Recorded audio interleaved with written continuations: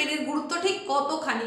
তাহলে এই দুটো পেনকে যদি তোমরা ঠিকঠাকভাবে ইউজ করতে পারো, তোমার সিলেবাস কমপ্লিট করা কিন্তু কোনো ব্যাপারই নয়, এবং একটা ভালো রেজাল্টও তুমি অতি অবশ্যই করবে বোর্ডের পরীক্ষায়, সে তুমি মাধ্যমিক পরীক্ষার্থী হও বা উচ্চ মাধ্যমিক পরীক্ষার্থী হও।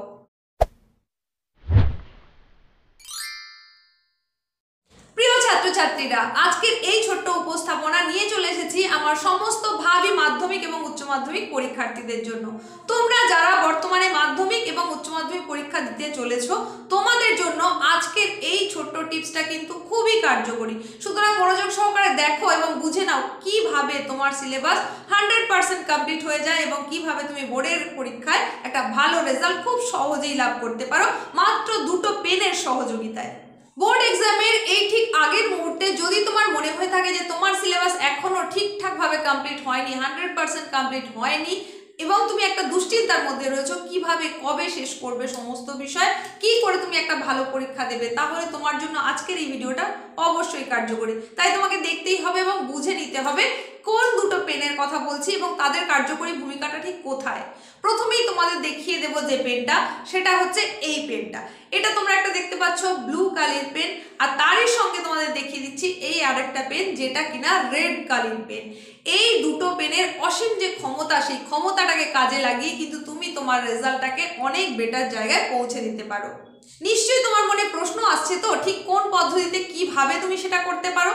তার জন্য বলি, যে কোনো স্ট্রিম, সেটা তুমি হতে পারো আর্টস স্ট্রিম বা কমার্স বা সায়েন্স, তোমরা যে কোনো স্ট্রিমের উচ্চ মাধ্যমিক পরীক্ষার্থী আর মাধ্যমিকে তোমরা যারা ভাবী পরীক্ষার্থী রয়েছে, তোমাদের প্রত্যেকের জন্য বলছি, তোমাদের প্রতিটা যে বিষয় রয়েছে সেই প্রত্যেকটা বিষয়ের যে গুরুত্বপূর্ণ প্রশ্নগুলো এতদিনে নিশ্চয়ই তোমরা কালেক্ট করে ফেলেছো। বিভিন্ন নম্বর ভিত্তিক প্রশ্ন যেগুলো ভীষণ ভীষণ গুরুত্বপূর্ণ, সেটা তোমরা স্কুলের তরফ থেকেই হোক বা তোমার টিউশন টিচারের তরফ থেকেই হোক বা ইউটিউবের এইরকমই বিভিন্ন এডুকেশনাল চ্যানেলের তরফ থেকে বিভিন্ন জায়গা থেকে তোমরা যে সাজেশনটা কালেক্ট করেছো, সেই সাজেশনটা যদি নোট ডাউন এখনো না করে থাকো তাহলে অবশ্যই সেটা নোট করো।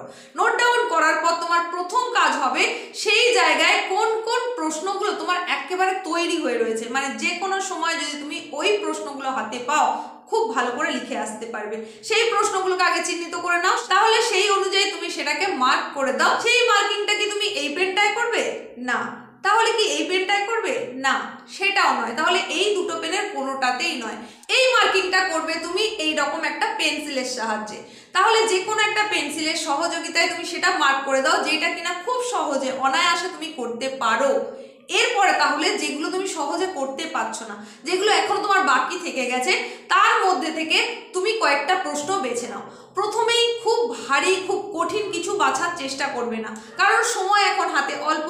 খুব প্রথমেই যদি কঠিনটা তুমি বেছে নাও তাহলে কিন্তু তোমার মনে হবে যে তুমি আর করতেই পারছো না। তাই তারই মধ্যে বাকি থেকে যাওয়া প্রশ্নগুলোর মধ্যে তুলনায় সহজ যে অংশগুলো, সেরকম কয়েকটা প্রশ্নকে বেছে নাও। সেই প্রশ্নগুলোকে তুমি মার্ক করবে এই পেন দ্বারা। এই পেনটা দিয়ে মার্কিং করে নাও যে এগুলো তুমি এরপরে রেডি করবে। ব্লু কালি পেন দিয়ে সেটাকে মার্ক করে নিলে এবং সেগুলো তুমি কয়েকটা নির্দিষ্ট দিনের মধ্যে রেডি করে নেওয়ার একটা প্ল্যান বানিয়ে নিলে। এরপরে তোমার কি কাজ হবে? প্রশ্নগুলো তৈরি হয়ে গেল, সেই প্রশ্নগুলোকে আরেকবার রিকল করার চেষ্টা করো। হ্যাঁ, তুমি সেগুলোকে আরেকবার সেটা লিখেই হোক, যেভাবেই হোক না কেন, রিভিশন দিয়ে নাও। তাহলে সেখানে এই পেনটা দিয়ে আবার ডবল মার্ক করে দাও। এইবার যে প্রশ্নগুলো বাকি থেকে গেল সেইগুলো কিসের দ্বারা তুমি তাহলে চিহ্নিত করছো? সেটাই হচ্ছে এই পেনের কাজ। এই লাল কালির পেন দিয়ে সেটাকে চিহ্নিত করে নাও যেটা কিনা তোমার বাকি থেকে গেছিল, মানে এই অংশটা তোমাকে অবশিষ্ট হিসেবে করতে হবে। এই জায়গায় তোমাদের বলি যে বিভিন্ন বিষয় ভিত্তিক ভাবে এই যে তুমি একটা লিস্ট বানিয়েছো যে কোন কোন প্রশ্ন তোমাকে করতে হবে তোমার নির্দিষ্ট পরীক্ষার জন্য, সেখানে দেখবে অনেকগুলো প্রশ্ন ছিল। সেই প্রশ্নের মধ্যে বেশ কিছু প্রশ্ন যেটা কিনা তুমি পেন্সিলে মার্ক করে নিয়েছো, যেটা তুমি পারবে অনায়াসেই, তাহলে তোমাকে সেখানে অনেকটা কমেই গেল, প্রশ্নের সংখ্যাটা কিন্তু কমে গেল। তারপরে তুমি যেটা মার্ক করেছিলে সেটা এই পেনটা দিয়ে, অর্থাৎ নীল কালির পেন দিয়ে, আবার প্রশ্নের বেশ কিছু সংখ্যা কিন্তু কমেই গেল, কারণ তুমি নির্দিষ্ট দিন সংখ্যার মধ্যে এটাকেও শেষ করে ফেলেছো। আর এরপরে বাকি যখন থেকে গেছে তোমার এই পেনের মার্ক করা কয়েকটা মাত্র প্রশ্ন, সেটা দেখবে একদম হাতে গোনা প্রশ্ন, তখন তোমার মনটা অনেক প্রফুল্ল থাকবে, অনেক শান্ত থাকবে, কারণ অধিকাংশ প্রশ্ন তোমার তৈরিই হয়ে গেছে। শুধু এই পেন দ্বারা চিহ্নিত যে কয়েকটা প্রশ্ন তুমি পাবে সেটা দেখলে তোমার মনে হবে এটা তুমি অনায়াসেই করতে পারবেই, কারণ অধিকাংশ প্রশ্ন তোমার তৈরি হয়ে রয়েছে। আর এরপরে তোমার করণীয় কাজগুলো কি সেটা বলার আগে বলি, তুমি যদি এসপি ম্যাম ক্লাস এডুকেশন চ্যানেলে প্রথম এসে থাকো তাহলে অবশ্যই চ্যানেলটাকে এখনই সাবস্ক্রাইব করো আর পাশে থাকা নোটিফিকেশন বেল আইকনটাকে অবশ্যই অল করে দাও, কারণ এই রকম গুরুত্বপূর্ণ তথ্য শুধুমাত্র এই চ্যানেলের তরফ থেকে যদি তুমি পেতে চাও তাহলে অবশ্যই তোমাকে সাবস্ক্রাইব করার পাশাপাশি নোটিফিকেশন বেল আইকনটাকে কিন্তু অল করতেই হবে, কারণ ভিডিও আপলোড হওয়ার সঙ্গে সঙ্গে তৎক্ষণাৎ সেই নোটিফিকেশন তবেই তোমার কাছে পৌঁছতে পারবে। এখন জেনে নাও এরপরে তুমি ঠিক কি করবে তোমার যে সিলেবাস রয়েছে সেটাকে 100% কমপ্লিট করার জন্য এবং তারই সঙ্গে সঙ্গে অবশ্যই একটা ভালো রেজাল্ট তৈরি করার জন্য। তাহলে এবার এই যে একদম শেষ অংশে এই পেন দ্বারা যেটা তোমরা চিহ্নিত করেছিলে যে যে প্রশ্নগুলো সেইগুলোও নিশ্চয়ই তৈরি করে নিলে কয়েকদিনের মধ্যে, তাহলে এখন তোমার যে সাজেশন লিস্ট তুমি বানিয়েছিলে বা প্রশ্নের লিস্ট তুমি বানিয়েছিলে সমস্তটা যখন কমপ্লিট হয়ে গেল তখন তোমার প্রয়োজন পড়বে আবারও কিন্তু এই দুটো পেনেরই। এই দুটো পেনের এখন এবার কি কাজ হবে, এখানে এবার কি করতে হবে না, এই যে পেনটার কথা বলছি রেড কালার পেনটা, এটা দিয়ে তোমাকে এবার মার্ক করতে হবে যেইগুলো হাইলি ইম্পর্টেন্ট, অর্থাৎ যেটাকে আমরা ভেরি ভেরি ইম্পর্টেন্ট বলে থাকি বা 3 স্টার 5 স্টার এরকম যেগুলো বলে থাকি সেই প্রশ্নগুলোকে তুমি মার্ক করো রেড কালার পেন দিয়ে, পাশে স্টার মার্কিং দিয়ে বা যে কোনো একটা সিম্বলাইজড তুমি করতে পারো। এবং তার পরবর্তী যেগুলো কম গুরুত্বপূর্ণ তুলনায়, মানে ওর পরের যে প্রশ্নগুলো কম গুরুত্বপূর্ণ সেটাকে তুমি করতে পারো এই পেন দিয়ে, এবং তারও পরবর্তী অংশটাকে যে মার্ক করবে সেটা হচ্ছে এই পেন্সিল দিয়ে।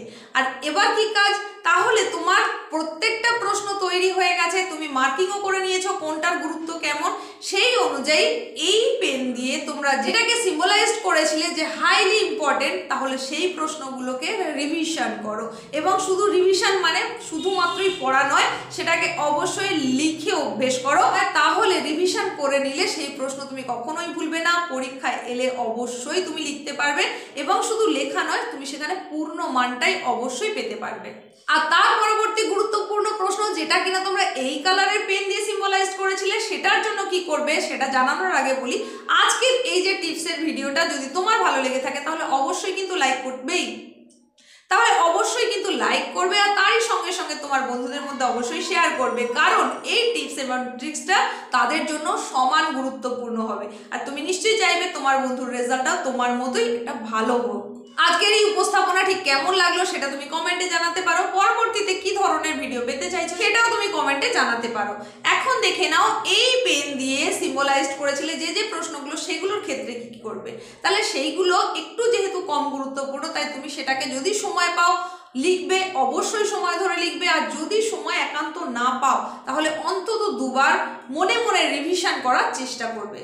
আর এরপরে আসি এই যে পেন্সিল যেটা দিয়ে তোমরা চিহ্নিত করেছিলে একেবারেই কম গুরুত্বপূর্ণ প্রশ্ন, মানে তুলনায় আসতেও পারে নাও পারে এরকম একটা ব্যাপার যখন থেকে যাচ্ছে, তখন সেই প্রশ্নগুলোকে তোমরা একবার শুধু ভালো করে চোখ বুলিয়ে নাও, দেখে নাও। আর এই পেন্সিল দিয়ে চিহ্নিত বা সিম্বলাইজ যে প্রশ্নগুলো সেইগুলো নিশ্চয়ই তোমার অবশ্যই ভালো করে তৈরি হয়ে থাকবে, সেক্ষেত্রে সেটা তোমার একবার রিকল করে নিতে একেবারেই অসুবিধে হওয়ার কথা নয়। তো এই ছিল তোমাদের জন্য উপস্থাপনা, কেমন লাগলো অবশ্যই জানাবে।